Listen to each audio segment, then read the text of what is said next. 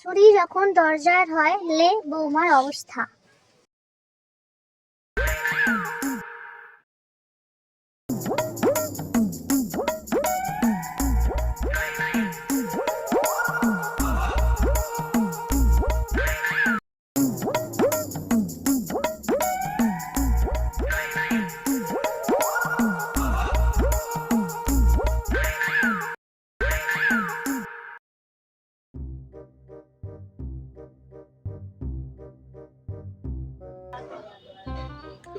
আর বলো না দিদি, ছেলেকে আমি বলেছিলাম কতবার